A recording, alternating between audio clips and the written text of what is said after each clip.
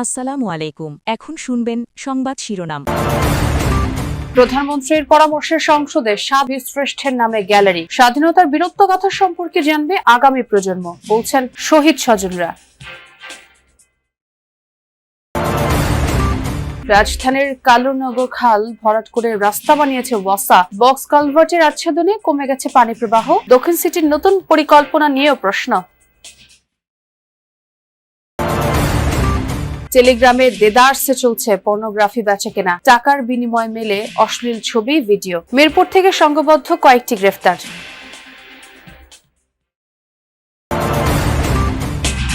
হামের প্রাদুর্ভাব কমেনি এখনো। কুমিল্লায় আইসোলেশন ওয়ার্ডে শয্যা সংকট। ওষুধ এবং অক্সিজেনের অভাবে ব্যাহত হচ্ছে চিকিৎসা। এতক্ষণ শুনছিলেন সংবাদ শিরোনাম। এখন দেখবেন বিস্তারিত। রক্তক্ষয়ী মুক্তিযুদ্ধের মধ্য দিয়েই জন্ম হয় একটি জাতির। স্বাধীন রাষ্ট্র বাংলাদেশের সেই জন্মের ইতিহাসে যাদের সর্বোচ্চ আত্মত্যাগ আর সাহস, তারাই বীরশ্রেষ্ঠ। সেই 7 বীর সন্তানকে স্মরণীয় করে রাখতে এবার ব্যতিক্রমী উদ্যোগ নিয়েছে জাতীয় সংসদ। সংসদের গ্যালারিগুলোর নামকরণ করা হয়েছে বীরশ্রেষ্ঠদের নামে। প্রধানমন্ত্রী তারেক রহমানের পরামর্শেই এটা করা হয়েছে বলে জানিয়েছেন চিফ হুইপ নুরুল ইসলাম মনি। আর জানাচ্ছেন রাজীব আহমেদ। সাম্য, মানবিক মর্যাদা আর সামাজিক ন্যায় বিচার প্রতিষ্ঠার মুক্তির সংগ্রামে নিজেদের বীরত্ব আর ত্যাগের জন্য 7 শহীদ পেয়েছিলেন বীর শ্রেষ্ঠ খেতাব। স্বাধীন দেশে শহীদদের সেই স্বপ্ন বাস্তবায়নের ভার এই জাতীয় সংসদের কাঁধে। সংসদের গ্যালারিতে বসে পুরো কার্যক্রম দেখার সুযোগ পান পাঁচধারী দর্শনার্থীরা। অনুমতি সাপেক্ষে থাকে শিক্ষার্থীদের প্রবেশের সুযোগও। তাই সংসদ ভবনের প্রতিটি গ্যালারি শুধু দর্শকের বসার স্থান নয়, বরং রাষ্ট্রের গুরুত্বপূর্ণ কর্মকাণ্ডের সাক্ষীও। এতদিন ফুল ও নদীর নামে ছিল গ্যালারিগুলো। বীরশ্রেষ্ঠদেরকে সম্মানিত করে সে আবারও প্রমাণ করে দিয়েছেন যে সে যোগ্য বাবার যোগ্য সন্তান। মুক্তিযুদ্ধের পক্ষের সরকারি বলা যায় যে এটা সম্ভব, না হলে তো এটা সম্ভব নয়। অনেক সরকার আসছে এবং অনেক সরকার গেছে, কিন্তু ওনার মতন এমন সুন্দর উদ্যোগ কেউ নেয়নি। সংসদ নেতা প্রধানমন্ত্রী তারেক রহমানের পরামর্শে জাতীয় সংসদের বিভিন্ন গ্যালারির নাম পরিবর্তন করে বীর শ্রেষ্ঠদের নামে নামকরণ করা হয়েছে। নতুন নামকরণ অনুযায়ী ভিআইপি গ্যালারি 1 বীরশ্রেষ্ঠ captain Mohiuddin Jahangir, VIP gallery 2 বীরশ্রেষ্ঠ সিপাহী হামিদুর রহমানের নামে করা হয়েছে। গ্যালারি 1 ও গ্যালারি 2 সাংবাদিকদের জন্য সংরক্ষিত। গ্যালারি 3 বীরশ্রেষ্ঠ ল্যান্স নায়েক মুন্সি আব্দুর রৌফ, গ্যালারি 4 বীরশ্রেষ্ঠ flight lieutenant Matiur Rahman, gallery 5 বীরশ্রেষ্ঠ engine room artificer Mohammad Ruhul Amin, gallery 6 বীরশ্রেষ্ঠ ল্যান্স নায়েক নূর মোহাম্মদ শেখ এবং গ্যালারি 7 বীরশ্রেষ্ঠ সিপাহী মোহাম্মদ মুস্তফা কামালের নামে করা হয়েছে। এছাড়া সংসদে প্রবেশের রাজধানীর কালুনগর খাল ভরাট করে রাস্তা তৈরি করেছে ওয়াসা। প্রায় 2 কিলোমিটার এই খালের অর্ধেকই বক্স কালভার্ট করে মৃত্যু নিশ্চিত করেছে সরকারি সংস্থাটি। প্রকল্পের পর প্রকল্প নেওয়া হলেও তাই প্রবাহ ফেরেনি কালুনগর খালে। এখন আর কোনো দায় নিচ্ছে না ওয়াসা। বর্তমানে খালটি তদারক সংস্থা দক্ষিণ সিটি বলছে খনন করে আবারও প্রবাহ ফেরানো হবে কালুনগর খালে। এই পরিকল্পনা কতটা বাস্তবায়ন করা যাবে তা নিয়ে প্রশ্ন তুলেছেন নগর পরিকল্পনাবিদ অধ্যাপক আদিল মোহাম্মদ খান। শাকিল হাসানের রিপোর্ট, ছবি সার্ভিস আলীর। বুড়িগঙ্গা থেকে উৎপত্তি কালুনগর খাল। 80-র দশকের শেষ দিকে বন্যা নিয়ন্ত্রণ বাঁধ তৈরি হলে এখানে খালের ওপর স্লুইস গেট বসে। বন্যার পাশাপাশি নিয়ন্ত্রিত হয় খালের পানি প্রবাহ। মৃত্যুর শুরু তখন থেকেই। বাঁধের ভেতর খাল পরিণত হয়েছে নালায়। এভাবে কয়েক শত মিটার পর্যন্ত খালের অস্তিত্ব পাওয়া যায়। এরপর হঠাৎই অদৃশ্য খাল। 6 তলা একটি ভবন একেবারে খালের ওপর। ঘটনাস্থলে গিয়ে দেখার পর পরিষ্কার হয় বিষয়টা। এখান থেকে উন্মুক্ত খালকে পাঠিয়ে দেয়া হয়েছে মাটির নিচে বক্স কালভার্ট করে। ভবনটির পাশের জায়গাটুকু ঘিরে রাখা হয়েছে। অপেক্ষা এখন দখলের। এখান থেকে 400 মিটার খালের উপর সড়ক। দুপাশে গড়ে উঠেছে উঁচু ভবন। রাস্তায় হাঁটলে কারো জানার উপায় নেই এখানেই একসময় প্রবাহিত হতো স্বচ্ছ পানি।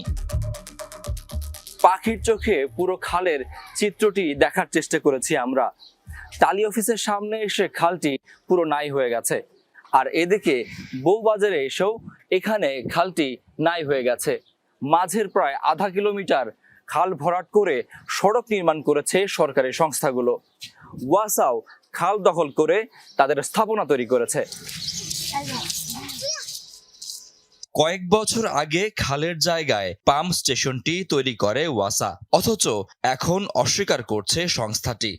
খাল ভরাট করে আমরা পর্নোগ্রাফি বিক্রির হাট বসেছে টেলিগ্রামে। এমন অবৈধ বাণিজ্যে জড়িয়ে পড়েছে কয়েকটি সংঘবদ্ধ চক্র। মিরপুর গোয়েন্দা পুলিশের হাতে এক তরুণ গ্রেপ্তারের পর বেরিয়ে এসেছে এই চাঞ্চল্যকর তথ্য। গোয়েন্দারা বলছেন, সহজলভ্যতা আর গোপনীয়তার সুযোগ নিয়েই চলছে এই ব্যবসা। অন্যদিকে একই অভিযোগে আরো 5 জনকে গ্রেপ্তার করেছে র্যাব। টেলিগ্রাম একটি জনপ্রিয় মেসেজিং প্ল্যাটফর্ম, আর এখানেই দেদারসে চলছে পর্নোগ্রাফি কেনাবেচা। কয়েকটি চক্র তরুণ তরুণীদের আপত্তিকর ছবি ও ভিডিও সংগ্রহ করে তা বিক্রি করছে বিভিন্ন চ্যানেলের মাধ্যমে। সম্প্রতি মিরপুরের এক ছাত্রের আপত্তিকর ভিডিও ভাইরাল হলে তার অভিযোগের ভিত্তিতে তদন্তে নামে মিরপুর গোয়েন্দা বিভাগের কর্মকর্তারা। তদন্তে শনাক্ত করা হয় একটি চক্রের সদস্য জাহিদ হোসেনকে। 21 বছর বয়সী এই তরুণ পর্নোগ্রাফি কন্টেন্ট বিক্রি করে আয় করেন লাখ লাখ টাকা। শেওড়াপাড়া এলাকা থেকে গ্রেপ্তারের পর বেরিয়ে আসে পর্নোগ্রাফি বাণিজ্যের বিস্তৃত নেটওয়ার্ক।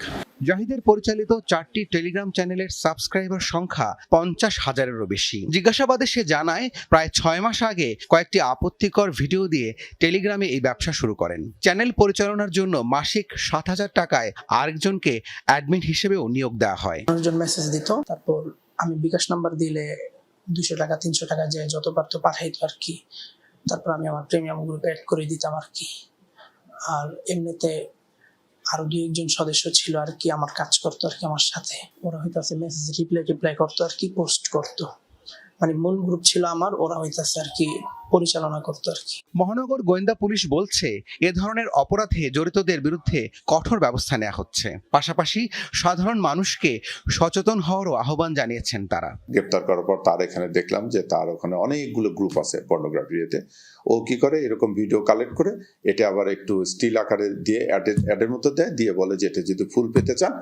হাম রুবেলা রোগীর চাপ বেড়েছে দেশ জুড়ে। প্রতিটি হাসপাতালের মতো কুমিল্লা মেডিকেলেও এসব রোগীদের জন্য খোলা হয়েছে আলাদা আইসোলেশন ওয়ার্ড। তবে সেখানে নেই ওষুধ এবং অক্সিজেন। সে সাথে শয্যা সংকট তো আছেই। সরঞ্জামের এমন সংকটের কারণে ব্যাহত হচ্ছে চিকিৎসা সেবা। কুমিল্লার দেবিদ্বারের অঞ্জুতি গ্রামের 44 দিনের শিশু আরিশা আক্তার হামরুবেলার চিকিৎসা করাতে মা কুলসুম আসেন কুমিল্লা মেডিকেলে। নামমাত্র স্বাস্থ্যসেবা মিললেও মিলছে না ওষুধ ও চিকিৎসা সরঞ্জাম।